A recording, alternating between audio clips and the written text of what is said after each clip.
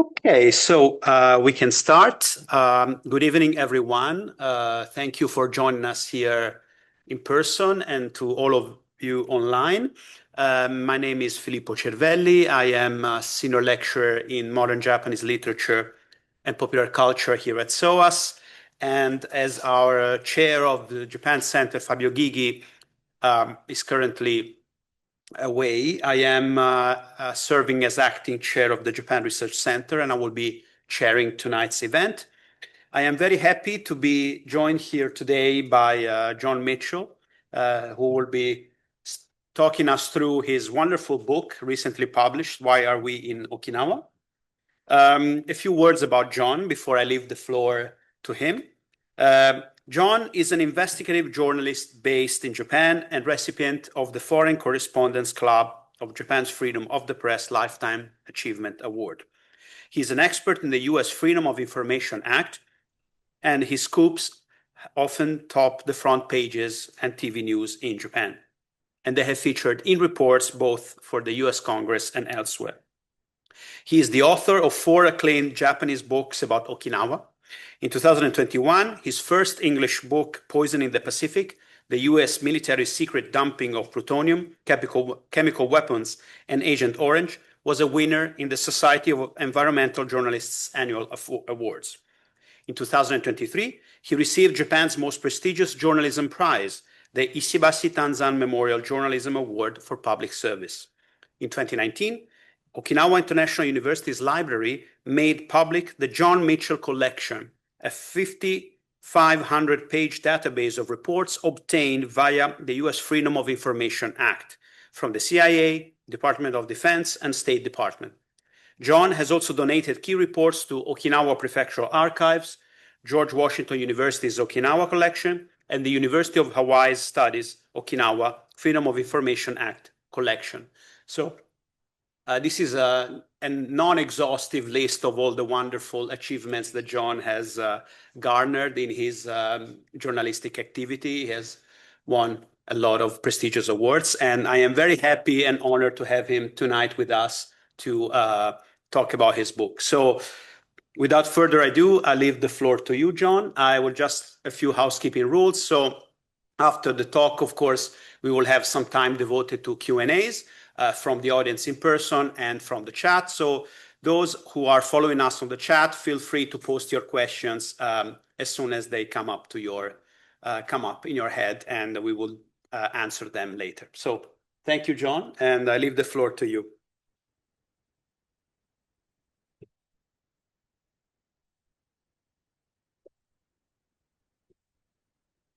Good evening, everybody, and thank you to everybody here in person, and thank you to those joining online.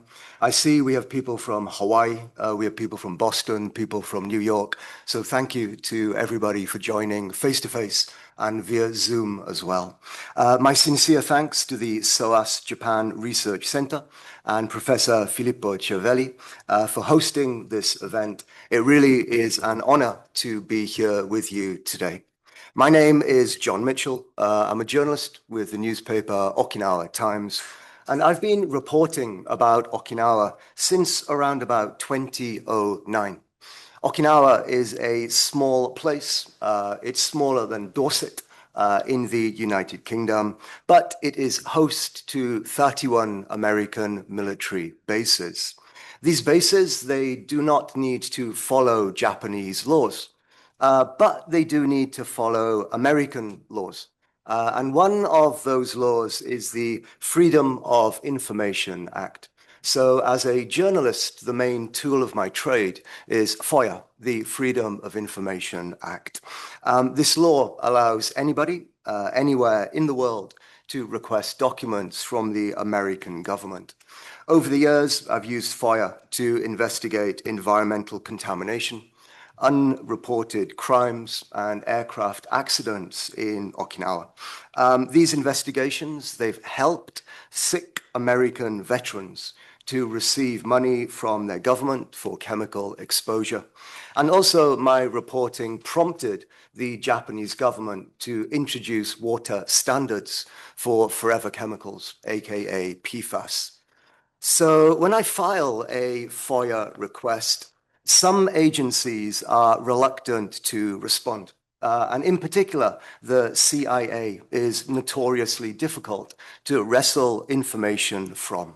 But, sometimes from time to time, I file a FOIA request with the CIA just to try my luck.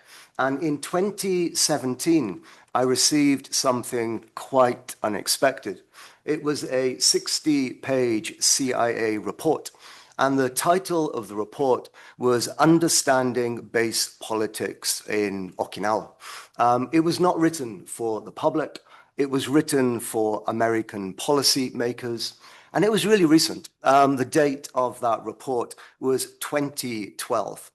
And the CIA report was a guide on how to justify the ongoing presence of the American military in Okinawa.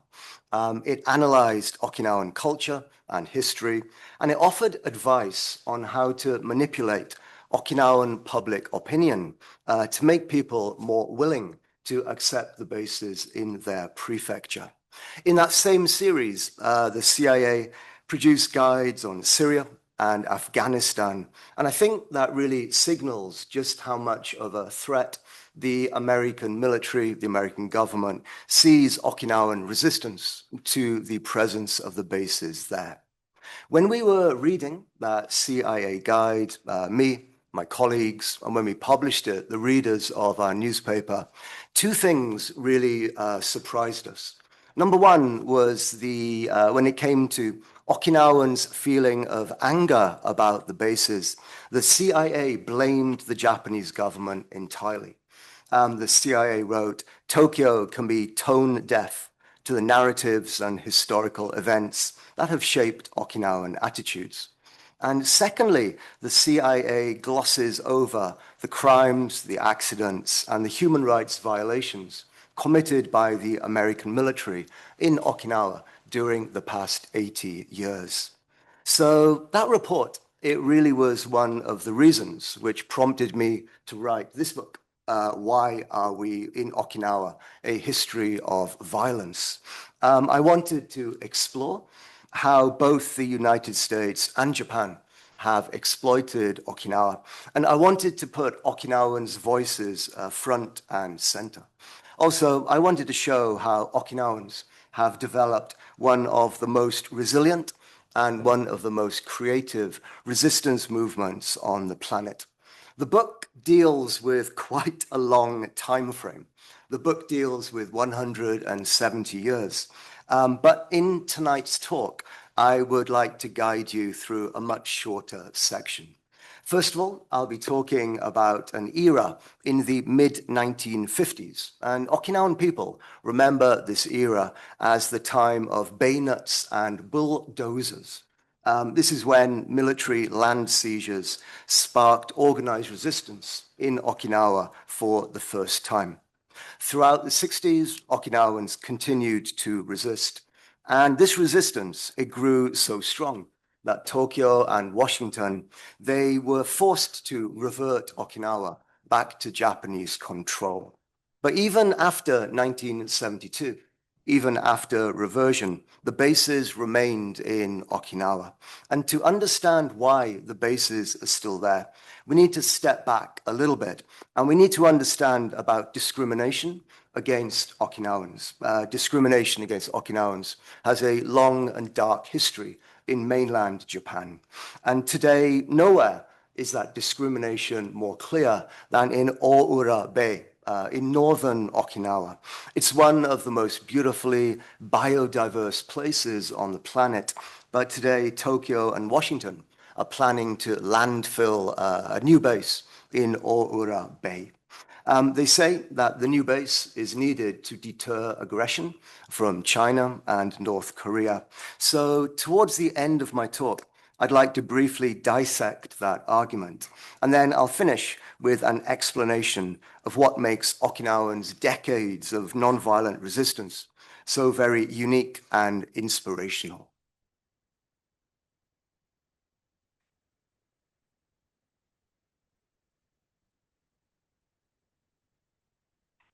Before I jump into the main part of my talk, I'd like to give a really big thank you to two people without whom this book would not have been possible. First of all, Hideki Yoshikawa. Hideki Yoshikawa wrote the foreword for this book. He's the director of the Okinawa Environmental Justice Project. He's an anthropologist, and he's dedicated himself to protecting the biodiversity of Okinawa, particularly in his hometown of Nago, where Ora Bay is located. I cannot express my thanks enough for the time he took to write such a powerful foreword. Secondly, I'd like to thank the artist Yuken Teria for designing the obi that wraps around this book's cover. So, you know, Japanese books often have an obi that goes around the bottom of the book. And Yuken Teria, who's an Okinawan artist, he designed this beautiful obi that goes around the bottom of this book. At the moment, Yuken's work is on display at the British Museum. So if you have a chance, please drop by the British Museum and you'll be able to see his kimono, Yui, which is on display there at the moment. So Teria's obi, it wraps around the bottom of the book, and the title of the book is here. So you can see there's kind of a picture hidden, placed behind the title of the book. And the picture is actually from my newspaper. It's from Okinawa Times. And this photograph is from 1969. And in 1969, American soldiers were confronting striking Okinawan base workers. If you're familiar with James Spider Martin's photograph, 2-Minute Warning, the famous photo from Selma that was taken in 1965, you'll see that kind of parallel between the standoff between the powerful and the non-empowered. So in many ways, as my book argues, Okinawa is America's unrecognized civil rights movement. Okinawan resistance sprung up in response to American violence and in response to American discrimination. And just like the civil rights movement in the United States, it has been a long struggle for Okinawans. That struggle is continuing, and despite some important gains, justice can still feel like it's a long way off. So from now, I'd like to explain about Okinawa in 1955. Okinawa in 1955, today it's known as a time of bayonets and bulldozers. 10 years previously, in 1945, the American military invaded Okinawa in the last large-scale battle of World War II. 122,000 Okinawans died, and many of the Okinawans who died, they were killed by Japanese soldiers. These Japanese soldiers were supposed to be there protecting Okinawans, but instead they massacred them. And then after World War II ended, the American military, they kept control of Okinawa with the blessing of Emperor Hirohito. Hirohito recommended that America keep Okinawa for a 25 or 50-year period. So Okinawa at that time, it was part of a string of American military bases. And these stretched from Alaska through Japan to the Philippines. And the Americans saw this as a way of containing communism, but they denied Okinawans the very freedoms that Americans were pledging to promote. Between 1945 and 1972, Okinawa was an American military colony. It was governed by American Army generals. Because these islands, they existed in kind of a geopolitical limbo. They were not protected by the Japanese Constitution. They weren't protected by the American Constitution. So Okinawans did not have any freedoms. They could not vote. They had no freedom to unionize. They had no freedom of speech. And so they lacked these really basic freedoms. And since the US occupied Okinawa first in 1945, the military seized vast areas of land in Okinawa. They dispossessed approximately 1/3 of the population of Okinawa. And then in 1955, the military decided to expand its bases in Okinawa even further. And two of the communities where the military wanted to do this were Iejima and Isahama. Iejima is a small island in the northwest of Okinawa, and then Isahama is a village in central Okinawa, in today's Ginowan. And today, those two names, Iejima and Isahama, they are synonymous with the Okinawan peace movement. I'd like to read a short passage from my book about Iejima and about Isahama. And these episodes highlight the violence of American colonial governance, and they show the resistance of Okinawans and how they fought back against these injustices.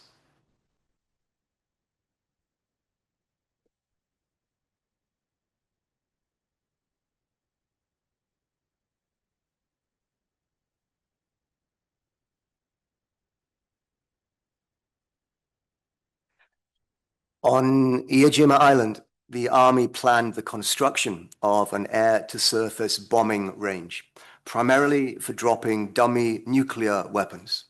First, the American authorities tricked villagers into signing evacuation papers, and then after seizing their land, the military began its bombing runs.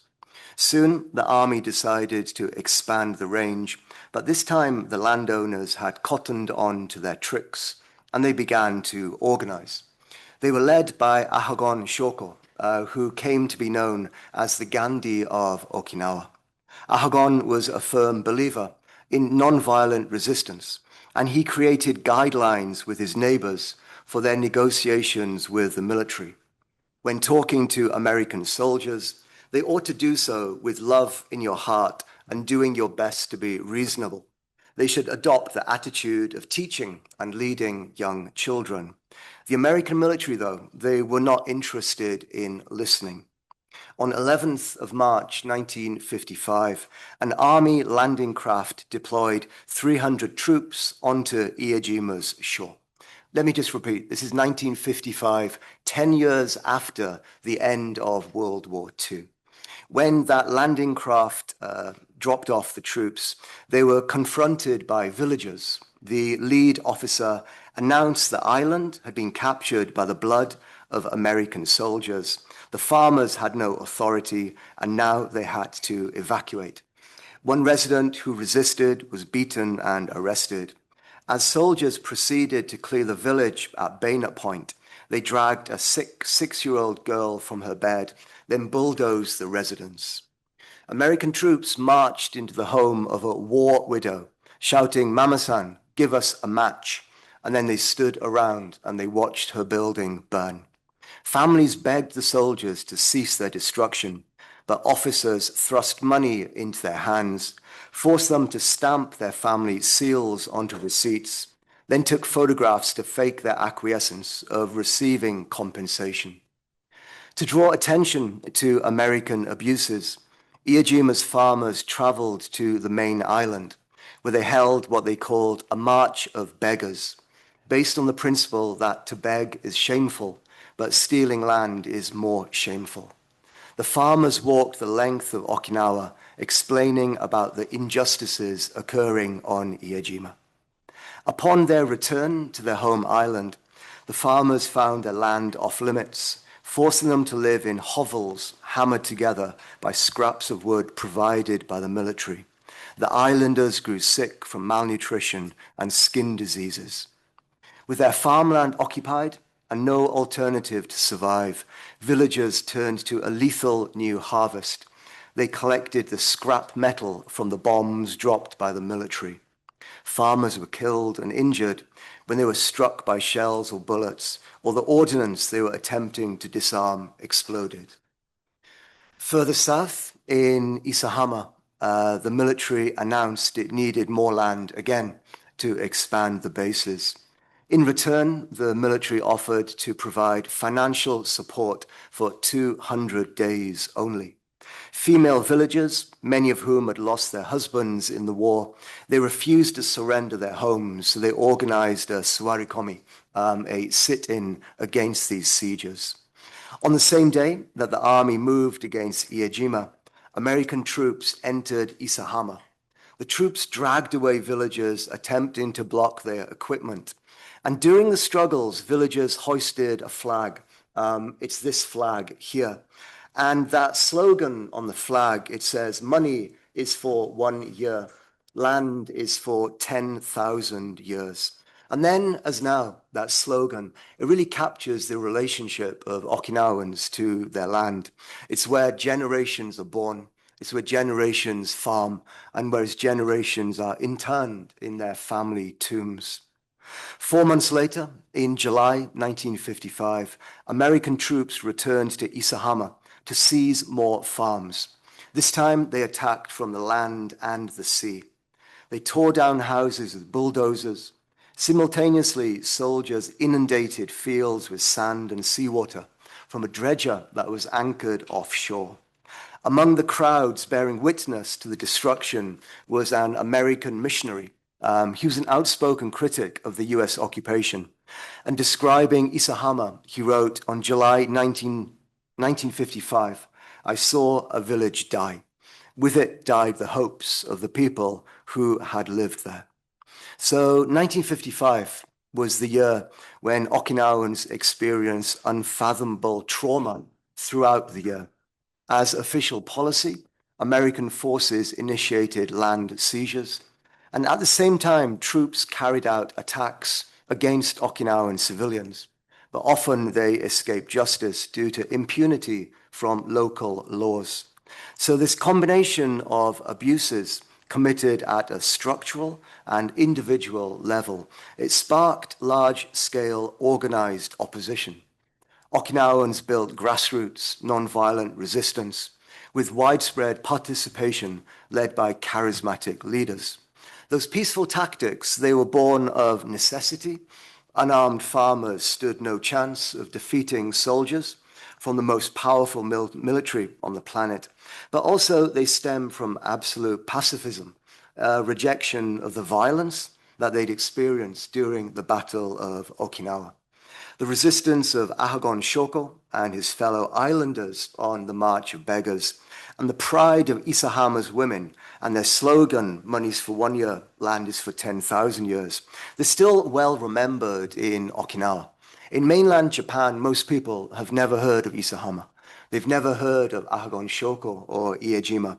But for Okinawans, they remind them of what their predecessors endured, what they resisted, and why today they continue to struggle for justice.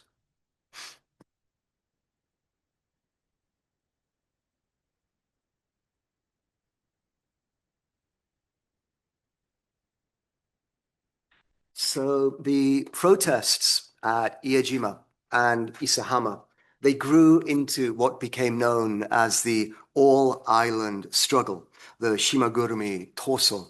There were mass protests across Okinawa. People marched, people struck, people petitioned. The military pushed back with arrests, intimidation, and travel bans on participants. But Okinawans were able to win some changes. Most notable was an increase in the rents paid by the military for the land it now occupied.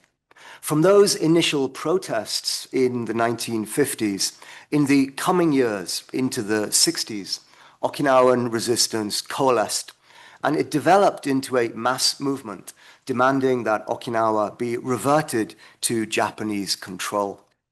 The driving force behind reversion was Okinawans' hopes that the Japanese constitution would give them the rights denied by the American military.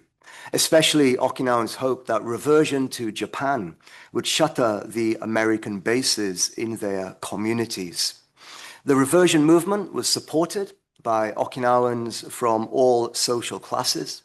It was supported by Okinawans across the political spectrum, and most mainland Japanese, they supported reversion as well. They sympathized with Okinawans' lack of freedom.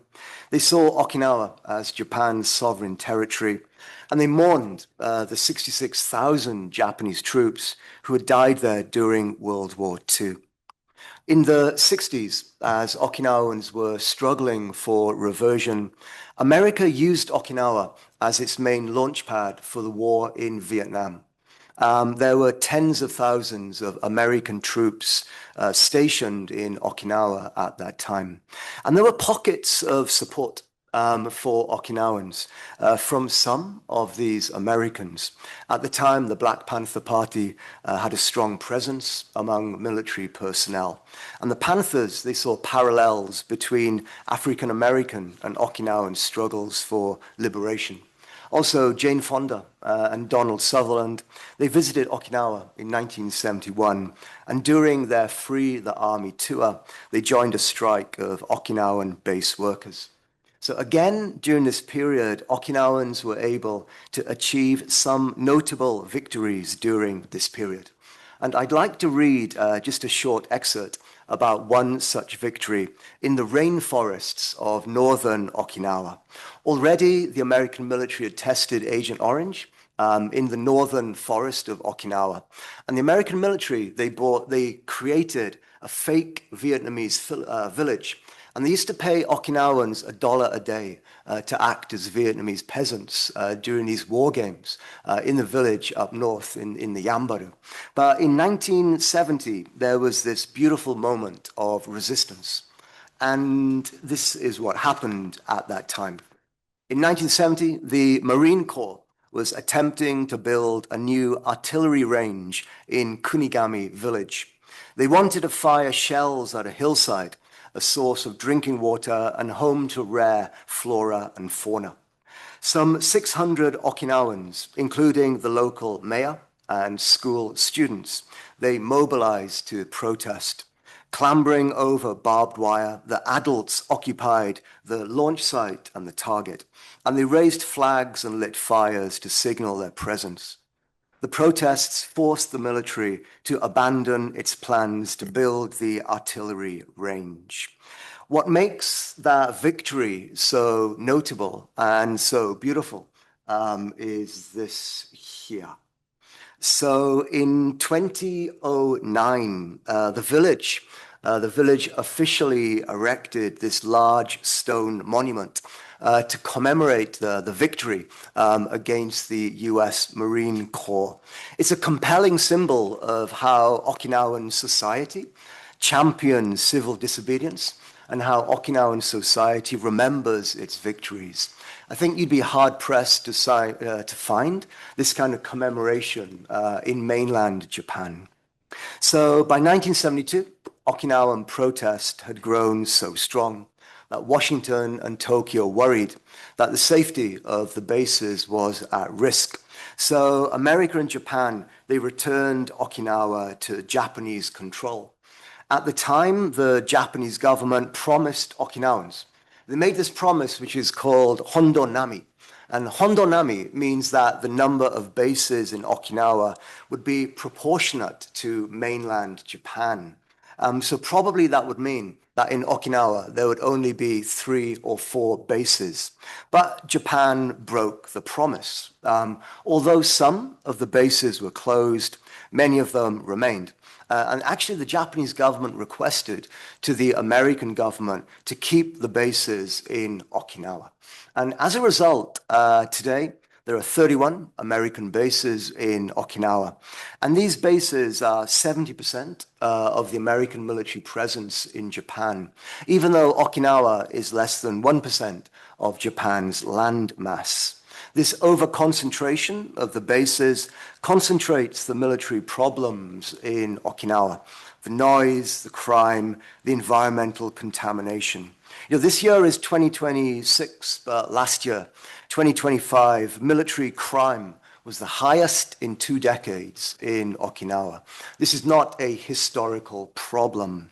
Also, the drinking water for 1/3 of Okinawans has been polluted by the American military, but the American military refuses to clean up that drinking water contamination.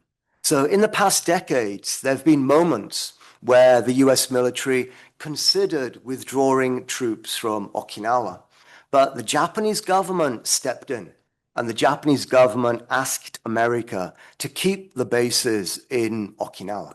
And the reason why, mainland Japanese politicians, they understood that if the bases were moved to their own constituencies, there would be a public backlash.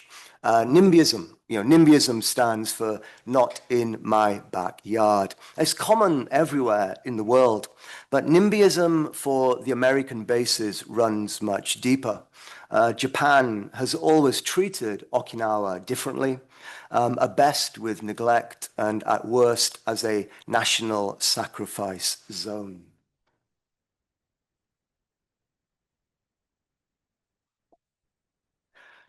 To understand mainland Japan's treatment towards Okinawa, we do need to rewind the timeline a little, and we need to go all the way back. I'm sorry to take you so far. We've got to go back to 1879. And 1879 was the year when Japan annexed the islands of Okinawa. Until that time, the islands were the Ryukyu Kingdom. It was a maritime trading society that for many years had prospered under Chinese sponsorship. But in 1879, Japan forcibly occupied the Ryukyu Kingdom, and this heralded the start of pervasive discrimination against Okinawans. The Japanese government introduced policies to eradicate Okinawan culture. Okinawan women were especially targeted. Women faced bans on female hajichi tattoos, and also the female priesthoods were dismantled by the Japanese government. Japan kept Okinawa languishing in poverty. Many Okinawans had to migrate to mainland Japan. But when Okinawans moved to the mainland, they encountered widespread discrimination. For example, on boarding houses and employment agencies, there were signs saying, "No Okinawans, no Koreans." And so one of the aspects of Okinawan culture most heavily suppressed were the island's languages. The region from Amami down to Yonaguni, there are 6 distinct languages, and all of them are very, very different from Japanese. And all of these 6 languages, they're very different from each other. But following Japanese annexation, schools punished Okinawan children who spoke their own languages. Teachers used what's called a hogen fuda. It's a dialect plaque. And it was identical to what happened in my country. I'm from Wales, and in Wales, teachers used to do the same. In a classroom, when kids spoke Welsh, they had to wear a Welsh knot, a punishment knot, that encouraged kids to feel ashamed of their own identity and their own culture. And Japan used the same system in Okinawa. Then during the Battle of Okinawa in 1945, Japanese troops declared that anybody who spoke Okinawan would be executed as a spy. So it really brought discrimination to this murderous, homicidal peak. And about 1,000 Okinawans were killed. 1,000 Okinawans were executed as spies, some of them for speaking their own language, even though there was no proof at all that anyone from Okinawa had been spying during that battle. So today, UNESCO warns that Okinawa's languages are endangered, but the Japanese government does almost nothing to protect these languages. And the Japanese government does almost nothing to promote them. It seems that Tokyo is waiting for these languages to die out. So from this overview, I think you can see that Japan has a long and bloody history of discrimination against Okinawans. Accompanying this overt discrimination is structural discrimination. The policies of the central government have repeatedly placed mainland needs over those of Okinawans. Mainland Japan has survived at the expense of Okinawa.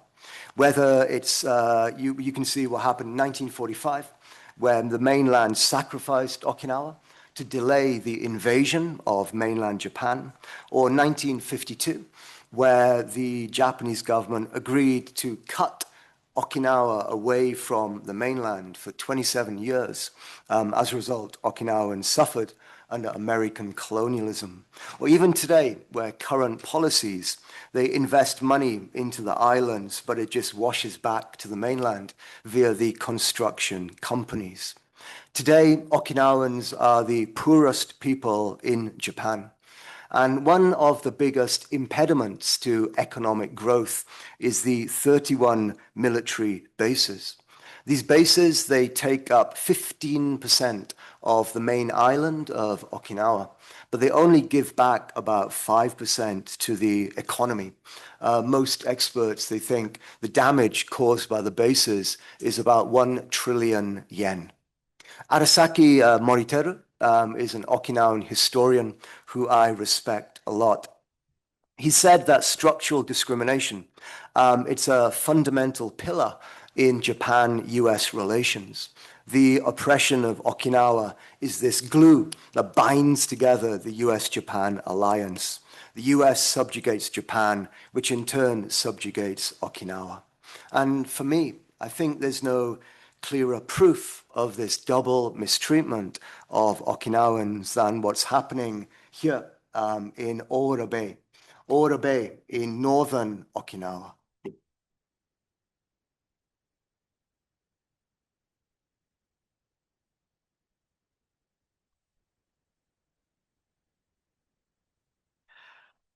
Ora Bay is one of the most beautifully biodiverse places on the planet. Rivers carry nutrients from the Yambaru, from the rainforest. They deposit them in mangrove forests and then the deep waters of Ora Bay. Over thousands of years, a unique, really globally unique ecosystem has evolved. There are corals, sea turtles, and seagrass.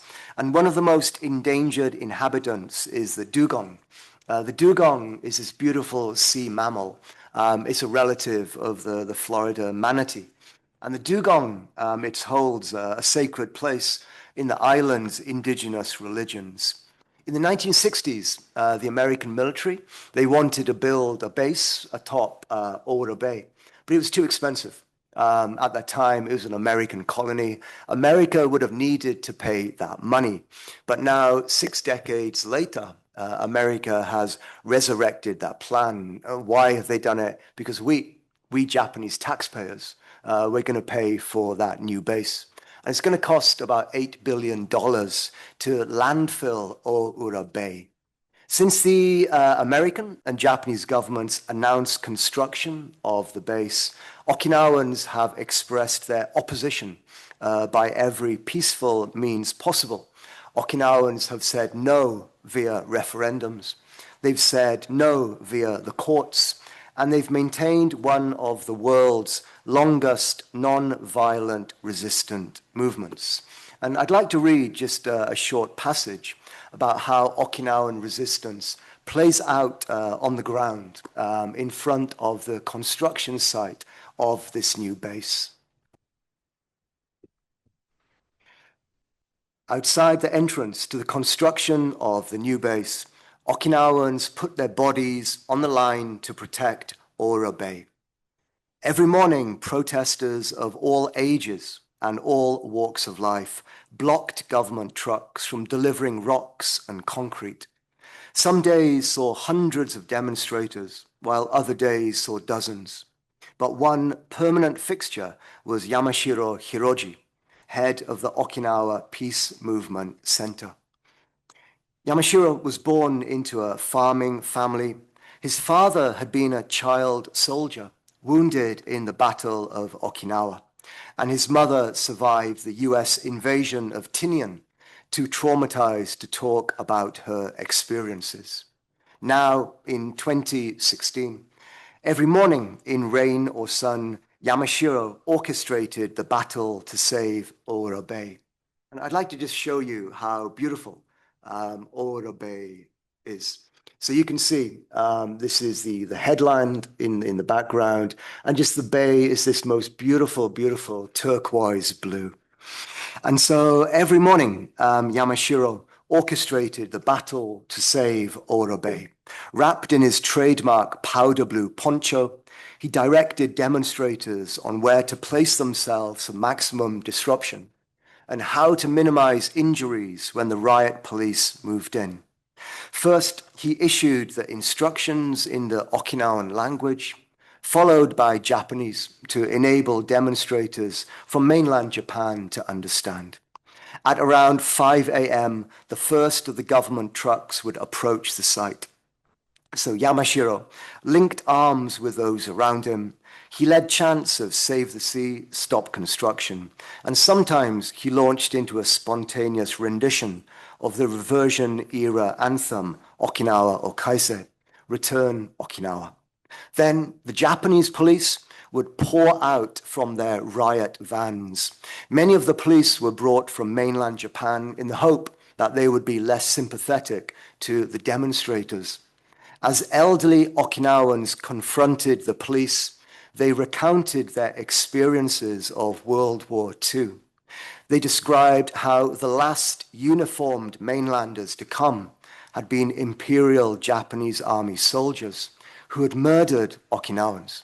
The demonstrators said they were exercising their right to free speech, and the police ought to go home to Yamato, mainland Japan.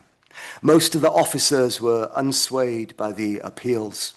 After issuing warnings, they waded into the crowd, lifting demonstrators by their arms and legs and dragging them to the sides of the road. No concessions were made for age. The riot police manhandled protesters old enough to be their own great-grandparents. Take, for example, the demonstrator Shimabukuro Fumiko. During the Battle of Okinawa, she had been 15 years old, fleeing from cave to cave with her blind mother and her younger brother. She'd witnessed horrific civilian deaths, and she was chased from the shelters by Japanese troops.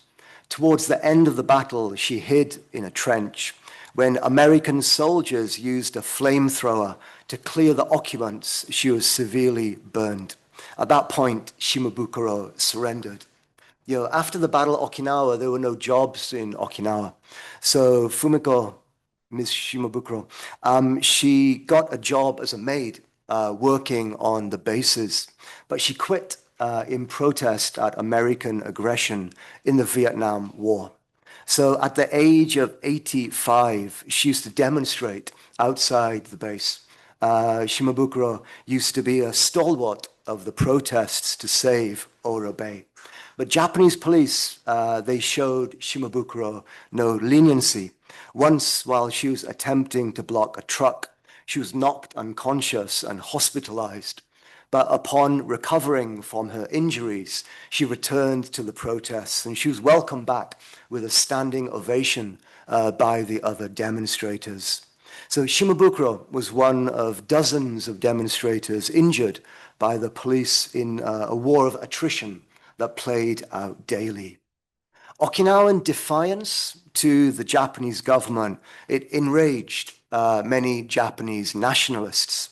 One group attacked the demonstrators' tent, and online Japanese rightists conducted a concerted disinformation campaign. Online Japanese rightists said demonstrators received daily stipends. They were organized by Beijing, and the Okinawan governor's daughter was married to a Chinese Communist Party cadre. Of course, none of that is true. During this period, there was a boom in Japanese magazine articles and books smearing Okinawans. In 2017, one mainland TV station, it broadcasted a program calling the islanders terrorists and claiming that one Korean-Japanese woman was the mastermind behind these demonstrations. So members of the American Marine Corps, members of the American military, they joined these verbal assaults against Okinawans. One deputy assistant chief of staff, he appeared on a Japanese neo-nationalist TV network, and he branded Okinawan demonstrations as hate speech. And another high-level American military member, he accused the protesters of faking their wounds. So these attacks, they were a replay of Cold War era claims, blaming outside instigators for riling up the docile Okinawans. Now, though, there was this double, this alliance between Japanese nationalists and the Japanese government. And this reflected how, in the walls of power, Prime Minister Abe Shinzo was doing the same with Washington. Structural discrimination bubbled over into overt discrimination with a severity not seen in decades.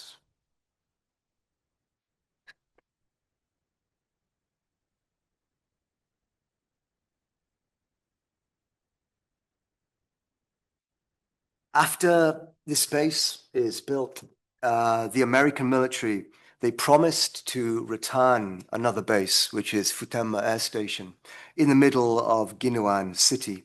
But last month, it seems the United States might turn back on this promise. One top Marine, it's the same Marine who said Okinawans were faking their injuries. Now he's been promoted to a very high level. He wrote a paper for the Atlantic Council claiming it would be better to keep both bases. And his thinking, his reasoning was to counter the Chinese threat. So before we kind of wrap up and move on to Q&A, I'd just like to briefly discuss this myth. And this myth is the myth of deterrence. So for decades, the Japanese and the American government, they've argued that Okinawa needs bases to deter aggression from the Soviet Union, from China, from North Korea. But packing 31 bases into tiny Okinawa is really difficult to justify. Financially, they damage the economy. Environmentally, they poison the environment. And of course, morally, it's unfair that Okinawa hosts 70% of the bases on 1% of the footprint. But what about militarily? Militarily, aren't 31 bases in Okinawa vital for the defense of Japan? Many American and international defense experts say no. They say that the bases in Okinawa are not the most important deterrent. More important is Yokosuka in mainland Japan, where there's a nuclear-powered aircraft carrier. More important is the Japanese self-defense force. You know, in Okinawa, there are 57 Japanese bases. So as well as 31 American bases, you got 57 Japanese military bases. And Japan's military, Japan is no longer a pacifist nation if it ever was. Japan's military is top 10 in the world. And so people understand that these combination of factors, and most importantly, is American nuclear weapons.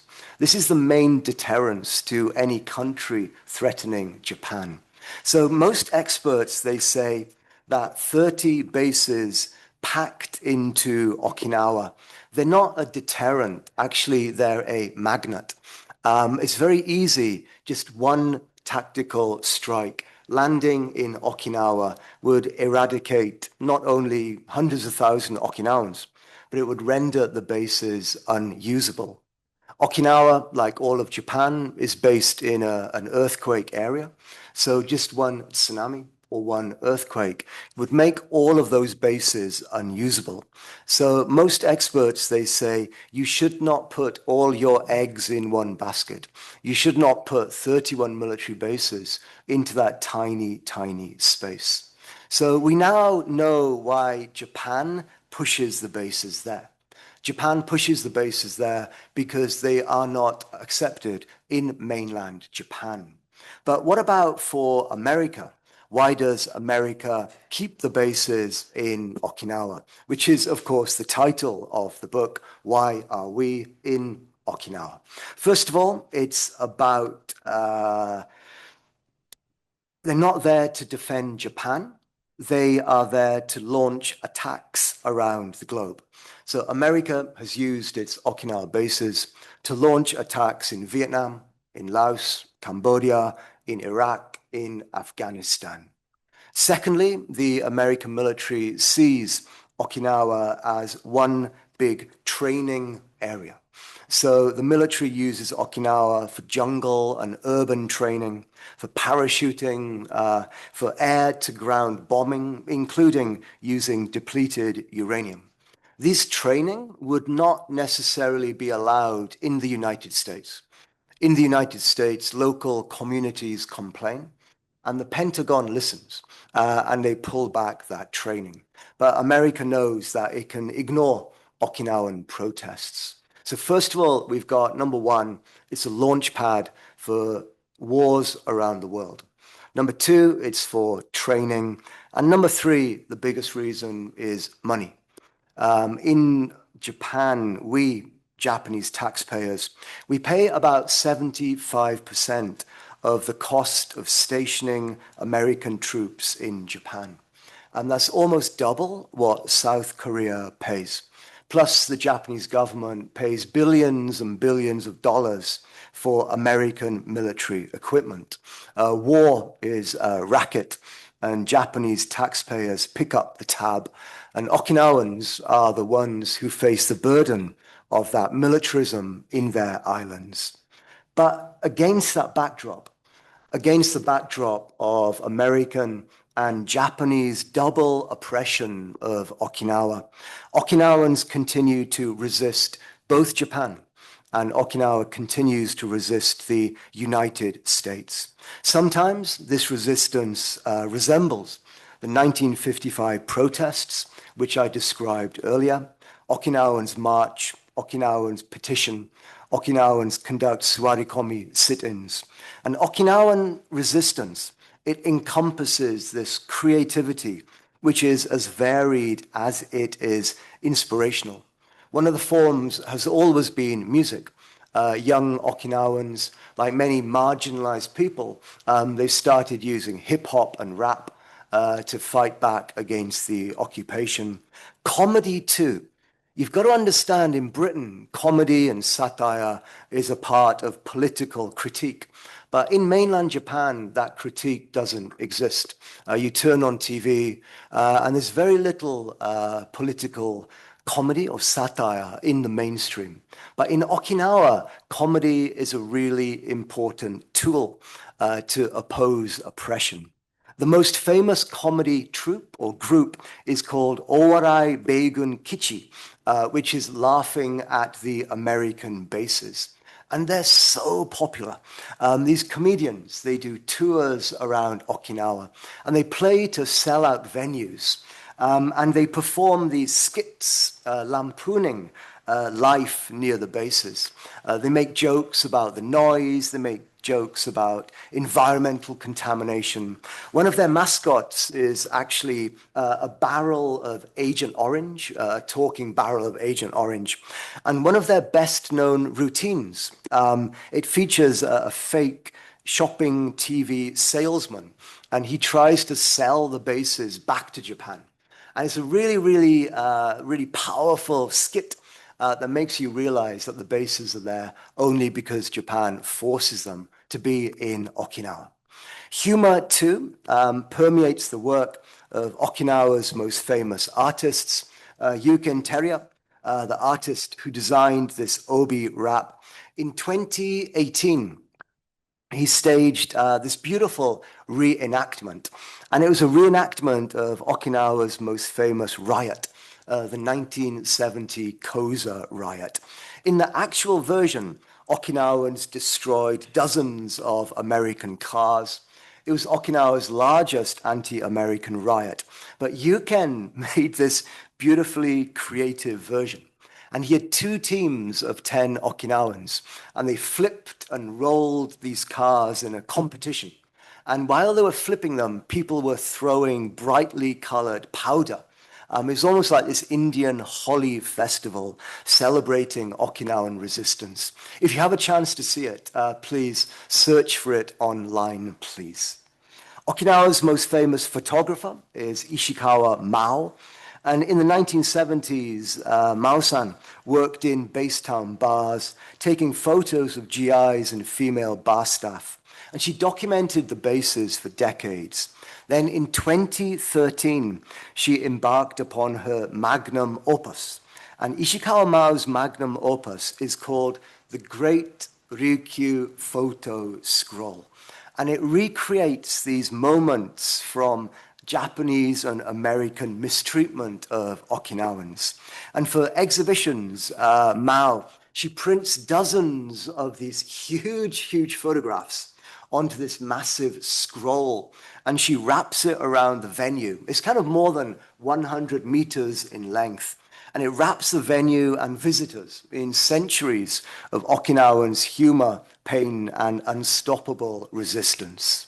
As well as these artists, there are sculptors, there are poets, there's award-winning novelists, and teachers who are determined to rescue their languages from the brink of extinction. So you can see, hopefully, that dedication to peace and dedication to peaceful resistance. It pervades Okinawan society. You know, organized resistance began in 1955, and today, more than 70 years later, Okinawans continue to advocate for justice, and they advocate for equality. So the prefecture is a model of participatory civic involvement. It truly is an inspiration. I urge all of you to visit Okinawa for yourselves. And I really hope that this evening's talk and my book will raise awareness of the resilience of these small islands. They can teach the world a lot during these bleak and daunting times. And I thank you very much for listening. Thank you.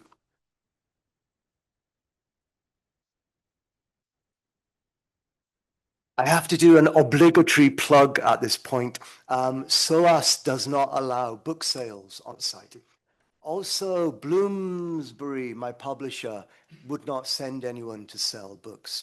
So here is a discount coupon. If you would like to scan it, you can order. Please don't give your money to Bezos.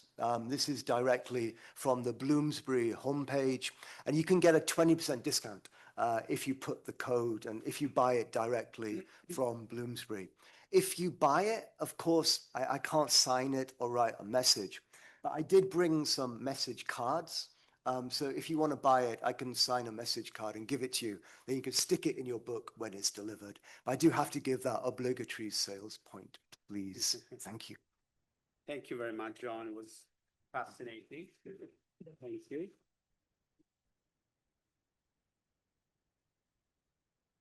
So, thank you very much. Now we have about half an hour for Q&A. So please, if anyone in the audience would like to ask something, we already have two candidates. 1 second. Yes, please, you can, I will write in the chat. Thanks for the presentation, John. This may sound like a silly question, but I'll ask it anyway. Given all the fantastic investigatory work you've done with some very powerful interests, during your career, have you ever been concerned for your safety, personal safety? The Air Force blocked my internet provider from my apartment. So I was using the US Air Force homepage to file FOIA. And they blocked my apartment's internet provider from accessing their homepages. Around about the same time, the Marine Corps made a police report about me with my face and my bio, and they distributed it to everybody in the Marines. When I was giving this kind of lecture in a university in Japan, it was an American university in Japan, and the embassy phoned up to try to cancel my lecture.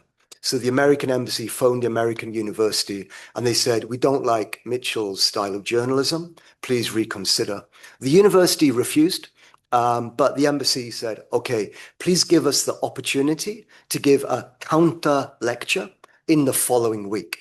So I gave my lecture. It was standing room only. There were many American veterans in the audience. It was a really good engagement. And then suddenly the American embassy canceled their own counter lecture. So I used FOIA to find out why. Why did they cancel the lecture? And the embassy said it would have been a death trap, which means that they would have been open to Q&A and they would have been accountable for what's been happening in Okinawa. So as a journalist, I think journalism is a public service. I understand the risks and I do the work fully aware of what the risks are. Okay. Yes, yes, I don't know. Inspiring talk. I'd like to know a bit more about the CIA report earlier. You said the report describes how they intended to manipulate Okinawans. Yep. And to understand analyzing Okinawan culture people. I'd like to know a little bit more how they actually try to manipulate it. I mean, first of all, if you go to my homepage, you can download it. As a journalist, I think journalists ask the government for transparency. We ask the government to be open. And as a journalist, I think we should be equally as open. So whenever I get any document, I write about it and then we upload it and we make it available for anybody. So you can do that. But basically, the CIA, they devised 5 myths that Okinawans believe. And they said if policymakers understand those myths, they will better be able to influence Okinawan thinking. One of the myths was that the islands were a crossroads between Asia and Japan. So the American CIA, they recommended that they kind of talk up that the American military keeps the region stable. And so they recommended that approach. Secondly, they recommended how the military protects nature. And they actually had trouble trying to justify it in that way. So they said this myth exists, but we shouldn't mention it too much because Okinawans will start talking about contamination. But they did say in the northern jungle, there's a big base called Camp Gonzales. And they said because the military has been there for so long, there's been no construction in that area. So they should sell it to people in that way. Just kind of to make it a little bit shorter. There's one very interesting point where, and I talk about it in my book, the CIA said, don't mention the D word. D is deterrence. So they said, we should not say the bases deter aggression. Because if we say that, then Okinawans are going to be like, why us? Why are we the ones who should shoulder that 70% of the burden? It's a very interesting report. And I urge you, please have a look for it. If you just Google understanding base politics in Okinawa, you can find it. If you can't access it, my email is here. I can just bounce a copy back to you. Okay. Great. Yes? For the crash course. Sorry, it's a lot of information in a short time.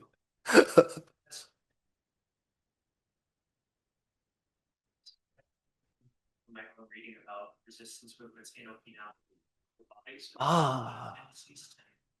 Especially with the bases being proposed to be built, what would happen if people buried there? Yeah. I think there are 3, it brings up 3 main points. Number one, the bases are built on villages, they're built on tombs. And so still today, within the bases, when you look through the barbed wire, you can see these beautiful Okinawan turtle-back tombs within the bases. So when families want to access, they have to apply for special permission, which is not automatically granted. And in my book, again, using FOIA, there was a horrible report from the Air Force, which said that some of the tombs, they'd been graffitied by military members. There were bones scattered outside the tombs. And so you can really see the disdain that some people in the military show towards Okinawan burial practices. The second point I think it brings up was some mainland universities. They stole Okinawan bones in the early 20th century. Just like white people all around the world, we stole native tombs to prove eugenics, to show that white people were superior. So many mainland anthropologists or eugenicists, they stole bones from Okinawa. And even today, they haven't given them back. So many Okinawans, they're really pushing for those universities to give back Okinawans' bones. And finally, number three, there's one area towards the south, southern Okinawa, Honto, main island, was the main area of the fighting of the Battle of Okinawa. And still today, there are bones buried in the ground or in caves. So the Japanese government was proposing to use the earth from that area and use it to dump into Oro Bay to make this new American military base, which is absolutely disgusting. It's a dumping on the memory of Okinawans who died during the Battle of Okinawa. So I would say those three aspects of burial, it really is still a very serious issue today.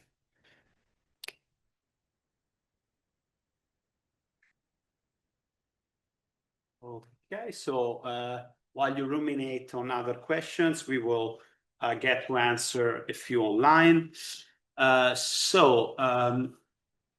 Maddie's teaching a course on Okinawa and the Pacific War, and she would like to share the presentation with the students, if that's okay. Where's the camera?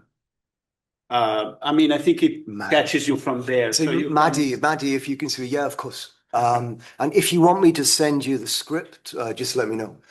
You can just send a quick email there and I'll bounce it to you as quick as I can. Yes. And thank you. And related to that, there was also another question on the recording.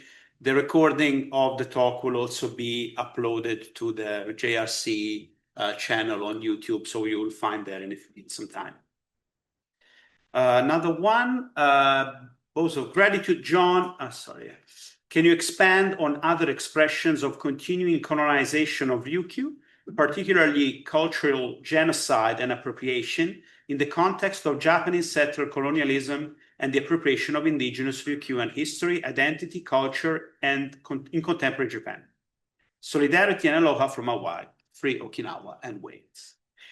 Pete, Doctor, thank you. I always respect you so much. I think one of the biggest moments was NHK's documentary. No, it's not a documentary. Every morning, NHK has a morning drama. And there was Chura-san, as you know, which was the NHK drama for some years ago. And it was this horrible repetition of stereotypes of how Okinawans are. The actors were mainlanders speaking in fake Okinawan accents. And it was just despicable. And this is from the state broadcaster NHK. So that strips away any indigeneity from Okinawan society, portrayals of Okinawa. And more recently, there was the Chimudondon, which was the morning drama from, I think, 2022, which was supposed to be the 50th anniversary of Reversion. So this was an opportunity for NHK to really come out and to use this as an opportunity to teach people about the suffering of Okinawans and resistance in the Reversion era. But again, they stripped back any mention of American colonialism. They didn't talk about Japanese mistreatment of Okinawa. So I think, I live in Kawasaki in mainland Japan, and we have a lot of Okinawans living in Kawasaki. And in mainland Japan, people's views of Okinawa, generally people are sympathetic towards Okinawa, but they still don't volunteer to bring the bases to the mainland. So it's kind of an empty sympathy towards Okinawans. But Pete, you can always talk. I'd love to talk to you one-on-one. Wonderful. Next one from Ronald. What is the best book on the invasion of Okinawa at the end of the Greater East Asian War? So Ronald Fujiyoshi. I have to just check the title. Ryukyu Shimpo. They wrote a book. I remember. The title is Descent into Hell. And it's a massive book. It's probably about 600 pages. And it's an Okinawan civilian view of their experiences of the Battle of Okinawa. So it's called Descent into Hell. It's published by Ryukyu Shimpo. And it really gives an on-the-ground account of how Okinawans suffered during the Battle of Okinawa. So I strongly, unreservedly recommend it. Okay. Jack, you said that the US bases have polluted 1/3 of the drinking water in Okinawa, but refused to take accountability for clean water. What does their refusal look like in practice from the US? So in 2016, Okinawa Prefecture tested the drinking water. And the drinking water is supplied to 450,000 Okinawans, which is about 1/3 of the population. And the drinking water was contaminated with a chemical called PFAS. And PFAS, the EPA, the safe level of PFAS is 0, but the drinking water in Okinawa was 110. So it's a really, really high level. Using triangulation, me and other journalists, we found out the source of contamination was Kadena Air Base. There is a firefighter training area that the military had been using for decades. And the water, the firefighting chemical seeped into the aquifer, and then it contaminated the drinking water. So we put this information out there, we made documentaries, and it's become a huge political issue in Okinawa. In Okinawa, when I've spoken about this issue, people in the audience have quit their jobs and they've decided to stand for election on the issue of water contamination, and they won the seats. So it's a huge issue within Okinawa, the fact that the drinking water is severely contaminated. But the American military does not allow access to the bases. So unlike in Europe, in NATO bases, the American military can block permission for Okinawan or Japanese government people to go into the base and check the environmental contamination. So the agreement is called Nichibeichi Kyote, which is SOFA, the Status of Forces Agreement. And Status of Forces Agreement, it allows the military to block access to Okinawan or national government officials. So on the ground, Okinawans have done mass rallies asking for the cleanup, but the military has ignored it. And the Japanese government, it seems, has not pushed the military enough to clean up this contamination. So we understood the problem in 2016. Now, 10 years later, the water is still contaminated. The Okinawa Prefecture is using charcoal filters to clean the water. And it does reduce the chemicals, not to 0, but it does reduce them. But the cost is huge. And the people who pay the cost is us, Japanese taxpayers. The military doesn't pay it. And just recently, the Japanese government said maybe the government will no longer pay to clean up the water. So Okinawans will have to pay for the cleanup themselves. This is the biggest environmental disaster since the Battle of Okinawa. But the American government, the Japanese government is not doing enough to clean it up. PFAS are terrible.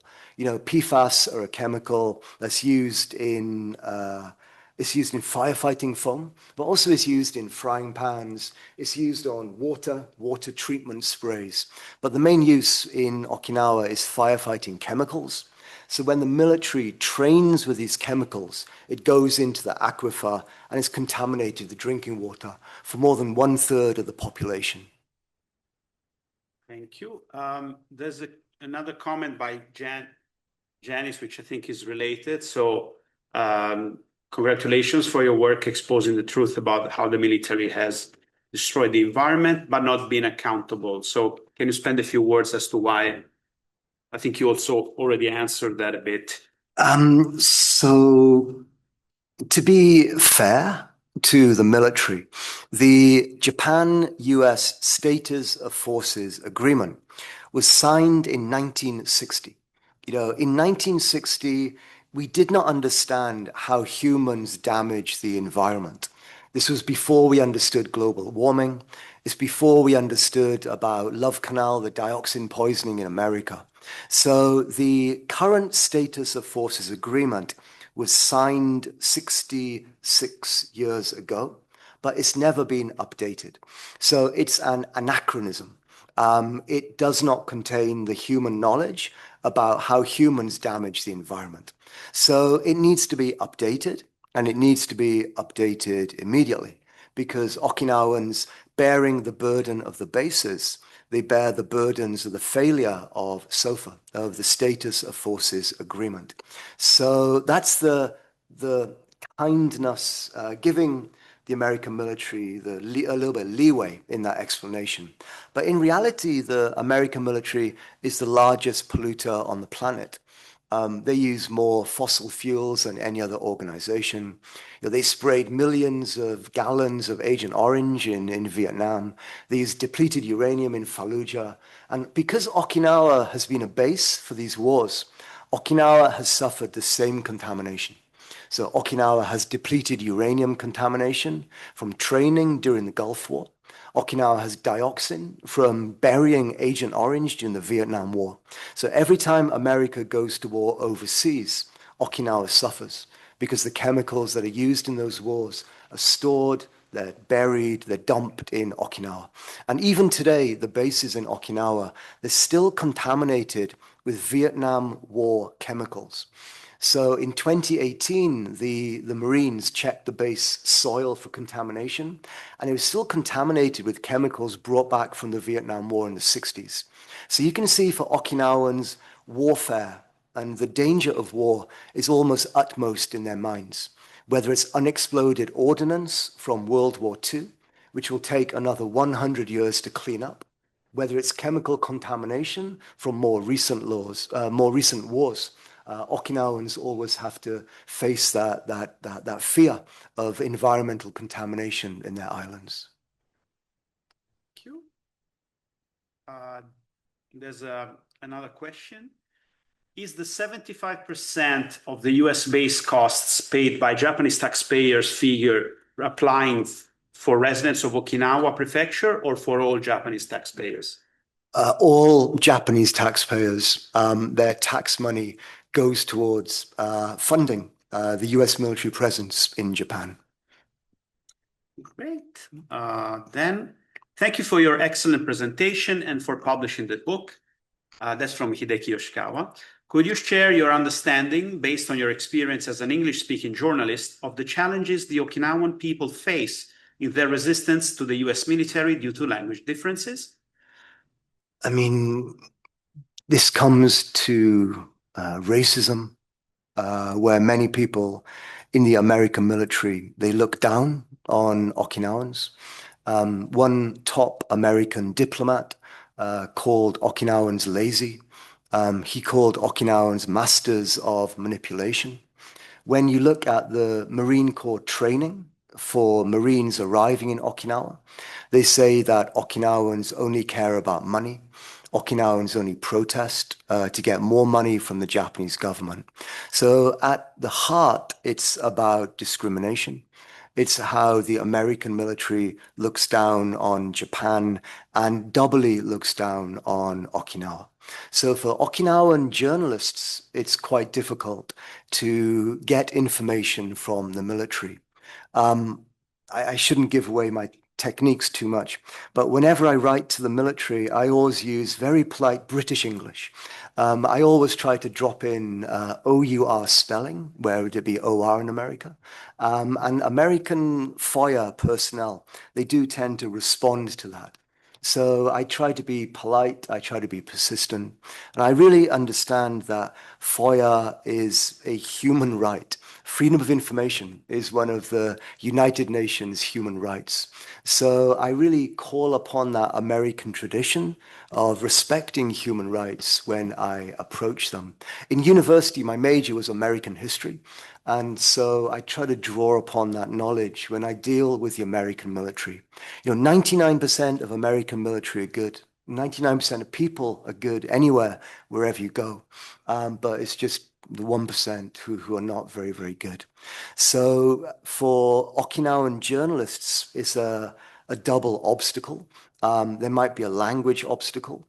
Where the military will reply using difficult language. The American military doesn't speak English. They speak this jargon of acronyms and secret phrasings that it's really difficult for me to understand. So there's a language obstacle for Okinawan journalists to try to overcome. And English is the language of the occupiers. It's the lingua franca of the occupation. So it's very difficult when Okinawan representatives go to the United Nations. They appeal to the United Nations to help them, but they don't really have the ability to debate flexibly. So I really think language is a very important way to be able to speak out against occupation. Great. I think we have time for one, maybe two questions. Anyone in live audience? Yes? You invited people to visit Okinawa. Is there anything the kind of boots on the ground tourists could do to help to kind of push the Japanese government into act and pay attention to going on and to listening to the Okinawans?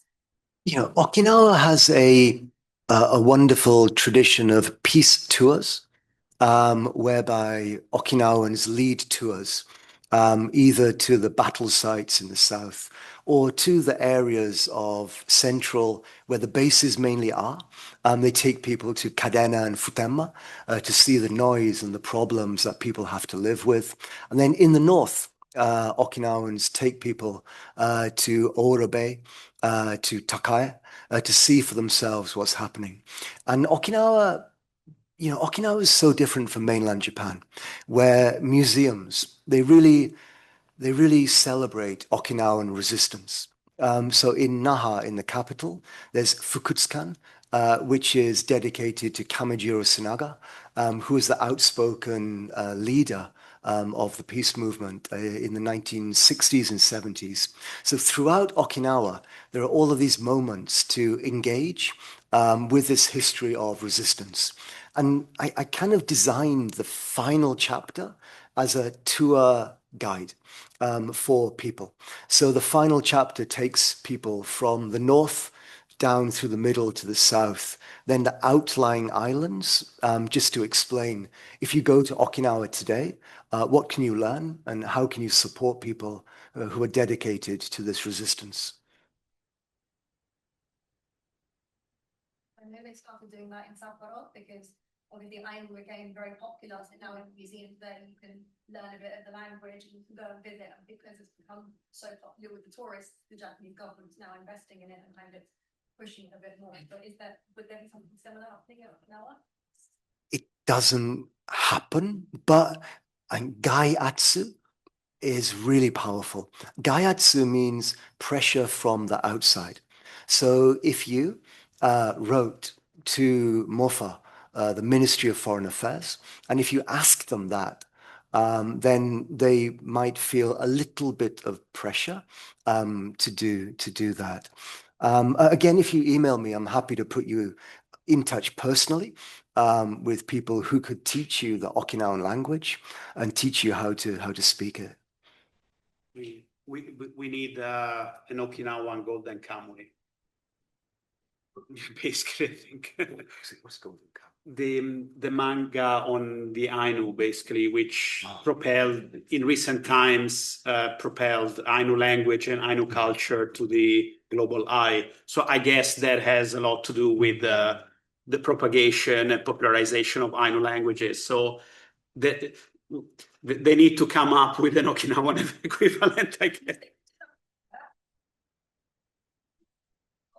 Japanese, actually not Okinawan islands. So even doing something with that would be like interesting and normal things to head. Okay, I think, yes, one final question.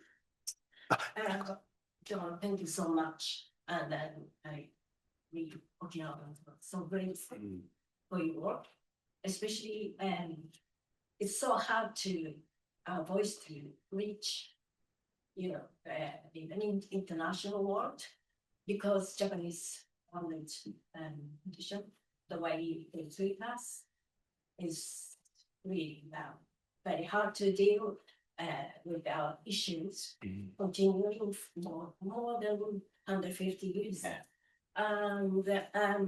So so we have so many problems because all those things happened during the American occupation. Then now we are Japanese again officially. But we also are not indigenous people. So all the journalism, what's happening at the moment in Japan, or even internationally, is between Japanese and Okinawans and blurred. So people can't see the problem. Yes. So what do you think your as a journalist, English speaking journalist, what is your task or responsibility to investigate the Okinawa issue? I think putting the information out there is the most important. I think most people don't know about Okinawa, but if they knew about Okinawa, they would try to help Okinawa. So I think it's a question of ignorance, of not knowing. It's not a question of malice. So my job is to put the information out there, to work with my colleagues, all of my co-workers are Okinawan. I work for an Okinawan newspaper. So to always listen to them, always follow their guidance, and try to work together to make people understand what's happened in Okinawa. That was one of the reasons to write this book.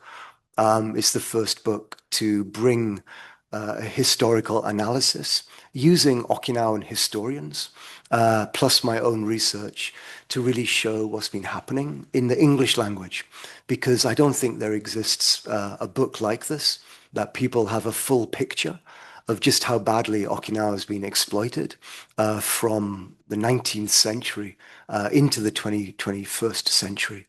So I take advice from you. What should we do?